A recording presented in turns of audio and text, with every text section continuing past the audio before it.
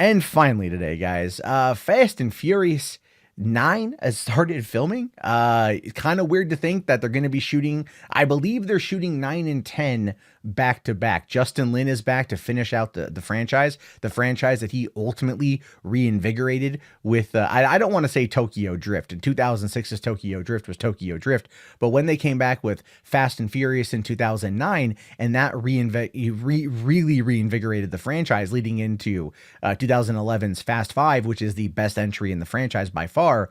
You can clearly see that they're onto something. This is now a billion-dollar property, and they want to make sure that the final two entries, at least in the main storyline, are going to be handled by the person who brought it to its point. So it's really cool to see that after F. Gary Gray knocked it out of the park with The Fate of the Furious, that we are now getting to see that Charlize Theron and Helen Mirren are returning for Fast and Furious 9. And I kind of figured that was going to happen. Helen Mirren also has a cameo appearance in Hobbs and Shaw because she is Shaw's mom. So it makes sense that she's going to be in it. Her little cameo appearance in Fast and Furious 8 I thought was really good. And I really enjoyed that, like, Luke Evans came back. One of the things I like about the Fast and Furious franchise ultimately is that they always find a way to take the bad guys and make them part of the team. They do. They really do that pretty often. So I called that a couple years ago when I saw The Fate of the Furious, and I was like, oh yeah, Charlize Theron is clearly going to come back, and she's clearly going to end up being on the team. Now, it says here that Charlize Theron and Helen Mirren are set to return for Fast and Furious 9. Vin Diesel has announced. The actresses will be joining Diesel, Michelle Rodriguez, Jordana Brewster, Tyrese Gibson, Ludacris, Nathalie Emmanuel, and John Cena. The Rock and Jason Statham are not appearing in the film, apparently. I think that has everything to do with the fallout between Dwayne Johnson and Vin Diesel on the set of The Fate of Furious. Their beef about everything. I mean, Hobbs and Shaw almost never happened because Vin Diesel tried to shut it down.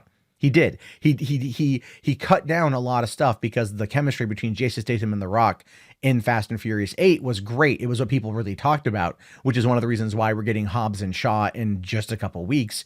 And Vin Diesel actively tried to shut that down because his ego got the better of him for that particular movie. And as a result of that, The Rock will not be in this entry. It will be the first movie in 5 movies that he won't be a part of, which I think is kind of dumb. I think if the main core element of this franchise is family, then, you know, The Rock should be there.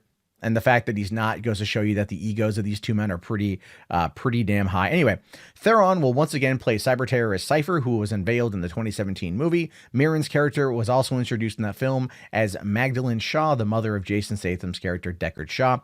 And then earlier this year, this is interesting, Universal shifted Fast and Furious 9 back 6 weeks from April 10th to May 22nd, the start of Memorial Day weekend. MGM has slotted Bond 25 for April 20th.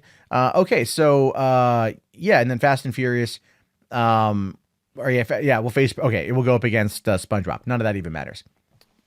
Who cares if it goes up against SpongeBob, right? So yeah, you can basically see here that what's going to be happening with the franchise is they're pushing it to Memorial Day weekend, which is a risky, ballsy move in my opinion. Coming out in early April is a good idea. I don't even know what Marvel movie opens early May 2020. No, that would be Black Widow would be early May 2020. They could easily take Black Widow. There's nothing from Spider-Man now until Black Widow next year from Marvel Studios. So there's nothing to hype it up, nothing to get it going. There's not going to be any kind of slingshot effect leading into the summer season. So ultimately, yeah, Fast and Furious 9 could easily dominate in April, but they really want to go for that summer release of 2020.